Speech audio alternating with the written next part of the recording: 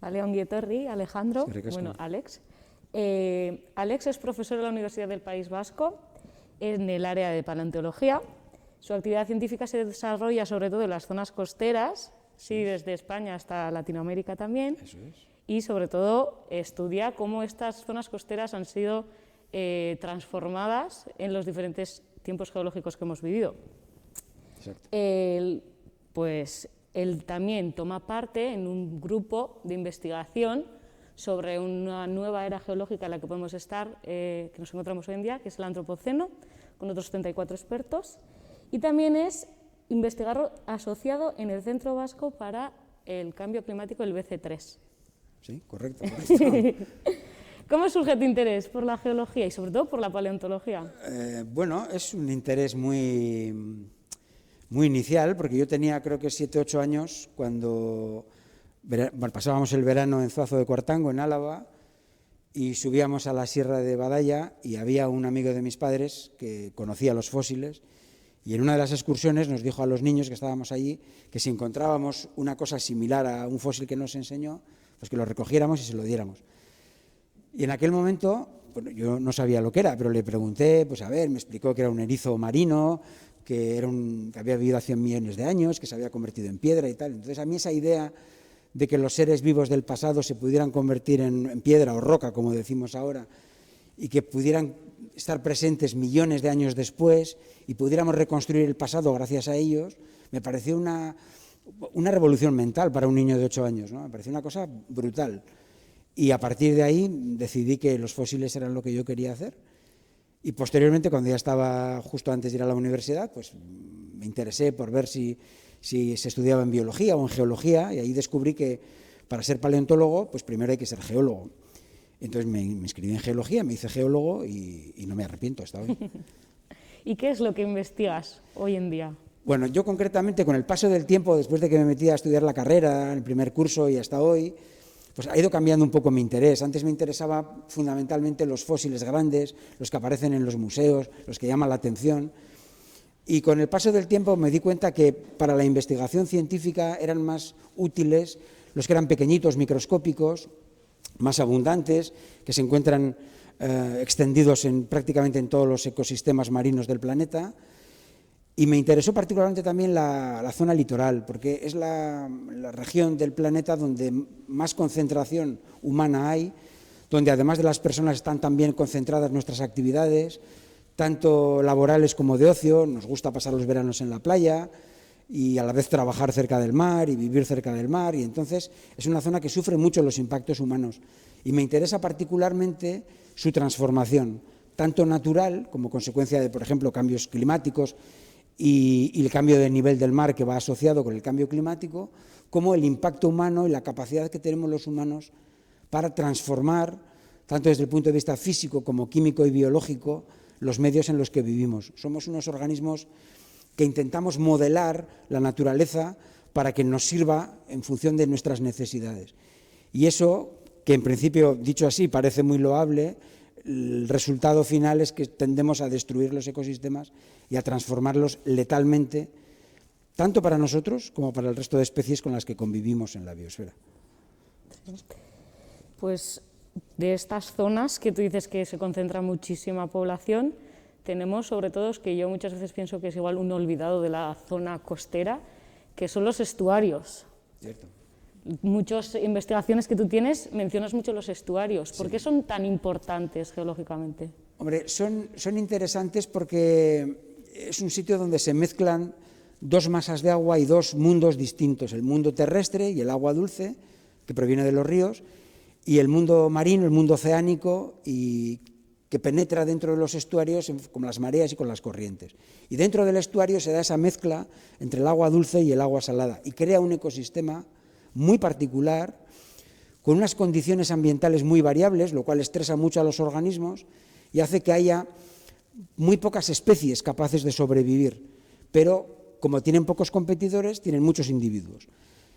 Y tienen también la capacidad, desde el punto de vista geológico, de depositar sedimentos, arena, fango, grava, y esos sedimentos guardan, como las páginas de un libro, mucha información que nos permite reconstruir con mucha fiabilidad el pasado. Entonces creo que los estuarios son un sitio muy dinámico y muy interesante por su capacidad de preservar información. ¿Y cómo conseguimos esa información? ¿Cómo podemos leer ese libro? Bueno, pues igual que si fuéramos detectives. Es decir, quiero decir, las personas que nos formamos en geología aprendemos a buscar pistas que nos permitan reconstruir el pasado como ninguna otra ciencia puede hacer. El punto fuerte de la geología es precisamente la capacidad que tenemos para abrir ventanas al pasado. Y entonces hay una serie de evidencias que podemos conocer, por ejemplo, evidencias de tipo paleontológico, como los fósiles, pequeños o grandes, evidencias de tipo geoquímico, como los metales pesados, por ejemplo, elementos químicos de naturaleza metálica o no metálica, isótopos radiactivos que nos permiten datar, es decir, situar cronológicamente los depósitos que estamos analizando, materia orgánica, una gran cantidad de evidencias que se estudian de modo especializado en geología y que nos permiten justamente eso, abrir ventanas y reconstruir el pasado, tanto a escala de cientos como de miles como de millones de años. Yo creo que es un ejercicio intelectual fascinante. Y teniendo en cuenta ese libro, ¿en qué momento empieza el Antropoceno? Bueno, ahí hay una discusión también interesante porque en principio, como tiempo geológico, formalmente no está reconocido. Es una propuesta que se hizo en el año 2000, es decir, muy recientemente, hace 2 décadas, y todavía estamos trabajando en el grupo de trabajo sobre Antropoceno para definir sus características y determinar cuándo empieza y cuál es el denominado estratotipo, es decir, el lugar que mejor representa el inicio, el cambio de tiempo geológico en todo el planeta. Nuestra propuesta hasta ahora, porque llevamos ya una década trabajando sobre esto, es que el Antropoceno comienza a mediados del siglo XX. ¿Por qué? Porque es el único momento en el cual la transformación humana del planeta se hace sincrónica y global. Es decir, los humanos, a partir de mediados del siglo XX, somos capaces de transformar, estamos siendo capaces de transformar el planeta de modo sincrónico, es decir, simultáneamente en cualquier lugar del mundo y también globalmente. Es decir, nuestra afección al planeta está siendo por primera vez global. Hasta entonces, hasta mediados del siglo XX, las distintas especies de humanos, y la nuestra en concreto, que apareció hace 300.000 años en África, ha ido transformando paulatinamente la superficie terrestre, pero lo ha hecho de modo muy local o muy regional, nunca de modo global como lo estamos haciendo ahora. Hoy en día, por poner un símil que todos conozcamos, cualquier noticia se difunde instantáneamente en todo el planeta con los teléfonos celulares, con los ordenadores, etc. Y entonces, tanto las noticias como los objetos que producimos y que van a pasar al registro geológico y quizás en un futuro convertirse en fósiles, también son sincrónicos. Es decir, hoy en día, si alguien tiene un modelo, por ejemplo, de una marca cualquiera de teléfono móvil, ese mismo modelo se vende en todas las tiendas de esa marca, en todo el planeta, los mismos días, y desaparece de las tiendas también el mismo día a nivel global. Esto es algo inaudito, tanto para los humanos, porque es la primera vez que empezamos a hacer esto, como para la naturaleza, para el planeta, donde había unas diferencias locales y regionales muy importantes que se han ido diluyendo y con el tiempo lo que estamos incentivando es esa señal global única, para bien y yo creo que también para mal, porque se pierde diversidad cultural, de especies, etc. Creo que es pues, un fracaso de nuestra especie, sinceramente. Y teniendo en cuenta las zonas geológicas que tenemos aquí en Euskadi, sobre todo en Guipúzcoa, tenemos el Geoparque, un emblema geológico. Cierto. Y el estuario que tenemos ahí es el Deva. El Deva se ha dicho que es un estuario muy turbio, que es un estuario muy contaminado. ¿Qué le pasa al Deva? Bueno, el Deva es un estuario muy especial. En realidad en el Geoparque hay 2, está el Urola y el Deva. El Urola se comporta como un estuario más de los que tenemos en el País Vasco, es decir, un estuario dominado por las mareas, dominado por la influencia marina, pero el Deva es el único estuario que tenemos en el País Vasco y uno de los pocos del Cantábrico que está dominado por el río. Antes decía que el estuario es justamente un sitio donde se unen esas dos fuerzas, ¿no? La del río y la del mar, y tenemos que ver quién domina. Bueno, pues el Deva es el único estuario en el cual domina el río. Por eso el estuario es más turbio, Por eso el estuario tiene una menor salinidad, por eso el estuario exporta a la plataforma una gran cantidad de sedimento fino, sedimento fangoso, que se va a depositar justamente justo aquí enfrente de Donostia, aproximadamente a 100-120 metros de profundidad. Y crea un banco de fango que curiosamente podemos seguir, porque los elementos químicos, los contaminantes que exporta el Deva y otros estuarios también, pero particularmente el Deva, porque tiene una carga fluvial mayor que los otros, que se va a acumular ahí, podemos seguir justamente esos contaminantes ahí y podemos hacer esa historia de la transformación humana, tanto en los estuarios donde nos encontramos los humanos, como en la plataforma a 70, 80, 100 metros de profundidad, donde se acumulan parte de esos materiales. Es decir, tenemos una señal muy ubicua en el planeta. ¿Y el cambio climático que estamos viviendo hoy en día va a afectar a cómo Deva exporta todos esos sedimentos? Sin ¿Cómo duda, se va a comportar? sin duda. Por una parte, depende también del régimen de precipitación. Si va a aumentar la precipitación a lo largo de un año, por ejemplo, no tanto el modo en que llueve, sino la cantidad final, también el modo en que llueve, porque es capaz también de crear deslizamientos de laderas y problemas de erosión en el valle, porque el Deva tiene un valle muy corto, muy estrecho y con mucha pendiente. Entonces, el modo en el que llueva y la cantidad de lo que llueve va a favorecer la erosión. Si el valle se erosiona, va a ir mucho más sedimento al estuario y va a exportar hacia el mar también mucho más sedimento. Entonces, por una parte, puede aumentar esa señal, esa intensidad del río y de los materiales geológicos, los sedimentos que transporta hacia el mar.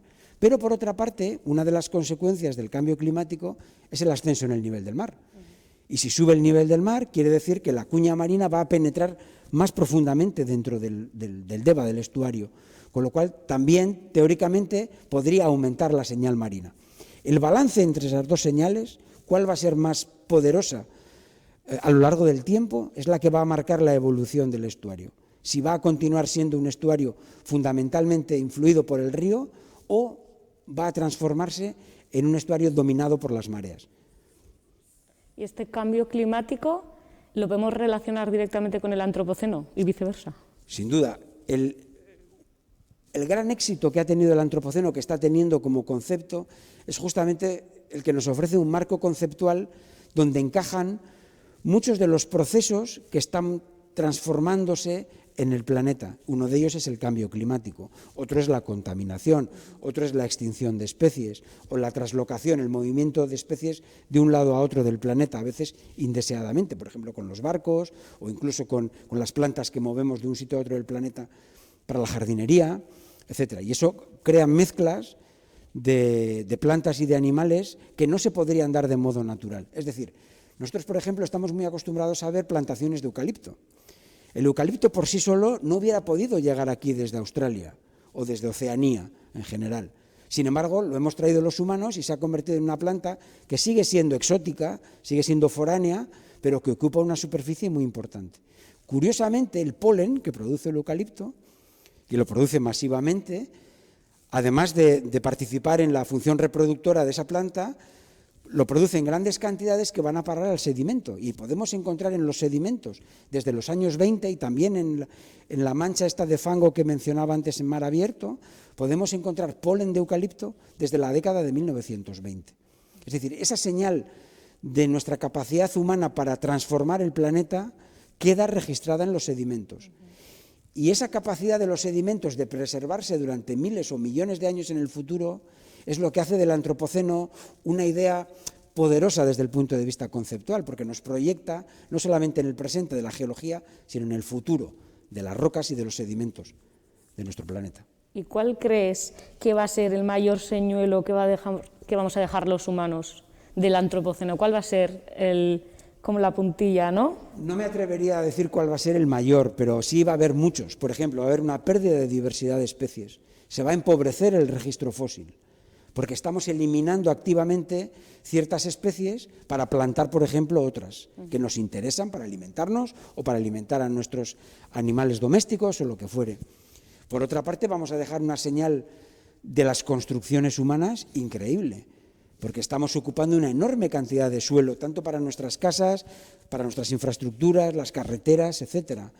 Vamos a dejar una señal, por ejemplo, novedosa desde el punto de vista químico, como son los plásticos, o lo que llamamos en el grupo de antropoceno los tecnofósiles, es decir, aquellos restos de nuestra tecnología que van a quedar preservados en los sedimentos y en las rocas del futuro. Eso es una absoluta novedad. Isótopos radiactivos artificiales, por ejemplo. Con las pruebas atómicas en la atmósfera, hemos inyectado en el medio atmosférico y luego después en el agua y en la superficie terrestre isótopos radiactivos que eran desconocidos en nuestro planeta, como el cesio-137, el estroncio-90, el plutonio-239. Es decir, que la señal de los humanos va a ser muy diversa y se va a distinguir sin ningún género de dudas con los tiempos geológicos previos. Con lo cual, un posible geólogo o geóloga del futuro, bien sea humano o venido de otro planeta, distinguiría fácilmente los tiempos del antropoceno con respecto a los tiempos previos, igual que nosotros hacemos cuando vamos a la Luna o a Marte. Analizamos los sedimentos y las rocas para poder reconstruir su historia pretérita. Pues esto también ocurrirá en nuestro planeta, o bien con nuestra propia especie, o una especie venida de otro sitio, y la señal de lo que estamos haciendo actualmente, de la huella que estamos dejando en el planeta, quedará preservada durante miles y millones de años. Y teniendo en cuenta todas estas cosas de que vamos a dejar la huella, el antropoceno, todos estos nuevos informes que nos saca el IPCC, las investigaciones que cada vez son más sobre el cambio climático y todo, ¿tú crees que estamos haciendo algo? Esa es una buena pregunta. Tenemos mucho conocimiento, evidentemente más que nunca, porque el conocimiento científico es acumulativo. Sabemos muchas cosas, se hacen muchos informes, muchas publicaciones científicas, mucha divulgación científica también, pero no todas las personas tenemos la misma capacidad de tomar decisiones. Es decir, hay unas personas que tienen la capacidad de tomar decisiones a nivel local, otras regional, otras nacional, otras internacional. En estos días se está celebrando la COP26 en Glasgow y ahí están las personas que pueden tomar decisiones a nivel planetario.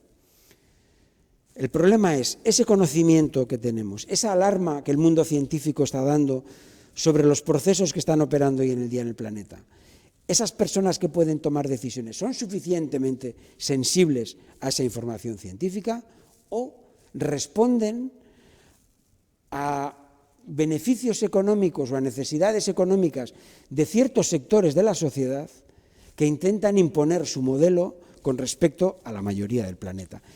De nuevo es un proceso dialéctico de lucha o de enfrentamiento entre lo que es bueno o malo para el planeta y para nuestra propia especie y los intereses económicos que se defienden en reuniones como esta. Hasta ahora, quien ha ganado siempre han sido los intereses económicos y por eso cada vez estamos peor, por eso cada vez los informes son más alarmistas y por eso la esperanza de que debamos hacer algo, de que podamos hacer algo, es cada vez más difícil. Es decir, las soluciones que se plantean cada vez, no ya cuando sabíamos desde el siglo XIX que el CO2 provocaba un efecto invernadero, o de los años 60 o 70 cuando ya se hablaba del cambio climático. Como hemos ido retrasando la toma de decisiones, las decisiones tienen que ser más drásticas y más rápidas, por lo tanto más difíciles. No sé cómo va a acabar esto. Yo a veces soy pesimista, otros días soy más optimista. Hoy tengo día pesimista, con lo cual no sé cómo va a acabar. Por naturaleza soy una persona optimista y creo que tenemos que hacer algo. No podemos ser fatalistas y decir, bueno, esto se acaba y es el fin. Somos muchos, miles de millones de personas, somos más los que estamos defendiendo la vida en el planeta frente a los intereses económicos de unos pocos. En Norteamérica se hablaba del 99% contra el 1%. Pues si somos muchos más, muchísimos más, tenemos que hacer valer nuestras razones. ¿Y qué es lo que podemos hacer para proteger un estuario, por ejemplo, tan importante y tan diferente como el Deva? Bueno, muchas veces las cosas que tenemos que hacer no son directamente en los estuarios, por ejemplo, ¿no? Desde el punto de vista del cambio climático, evidentemente lo que tenemos que hacer es reducir nuestro consumo. O sea, vivimos en sociedades, particularmente la europea, pero el resto del planeta, que también tiende a vivir como vivimos en el mundo occidental, con una orgía de consumo y un enorme derroche de recursos y de energía, pues evidentemente no podemos continuar así. Y entonces, una de las cosas que tenemos que hacer es disminuir nuestro consumo de bienes de materiales y de energía, lo que algunos definen como el decrecimiento, es decir, podemos ser más eficientes en lo que hacemos. No necesitamos tener 3 coches, quizás con uno es suficiente, 3 televisiones con una es suficiente o sin ninguna televisión. Es decir, y además los instrumentos que fabricamos los humanos, en vez de tener obsolescencia programada, podrían durar 20, 30 años. Es decir, vivimos en una constante renovación que hace que los materiales tengan que ser recogidos del medio y transformados continuamente. Tenemos que reutilizar mucho más, tenemos que gastar mucho menos, y creo que con eso mejoraríamos no solo los estuarios, sino el aire, la calidad del aire de nuestro planeta, nuestros alimentos, etc. Por lo tanto, a nivel individual podemos hacer cosas, pero creo que una de las trampas que se utilizan normalmente es el de descargar la responsabilidad sobre los individuos. Y creo que no es justo, porque como estamos viendo últimamente en los medios de comunicación, una empresa, ahora que se está hablando del aumento del precio de la energía eléctrica, una empresa mediana consume mucha más energía eléctrica que una ciudad, que todos los habitantes juntos en sus actividades diarias en una ciudad. Por lo tanto, creo que esto de victimizar a los habitantes individualmente, creo que es un recurso muy fácil de la política, porque les cuesta mucho menos meterse con los ciudadanos y las ciudadanas que meterse con las empresas, porque hay una especie de tabú, que crean empleo, crean riqueza y todas estas cosas, pero evidentemente también crean destrucción y consumen muchos recursos. Y por lo tanto creo que tenemos que modular el discurso en función de nuestra huella, la huella que tenemos como individuos y la huella que tenemos como empresas o que tienen como empresas. Y ahí es donde hay que incidir particularmente, a cada uno con su nivel de responsabilidad. Mila esker, Alex, Alex, hemen egoteagatik.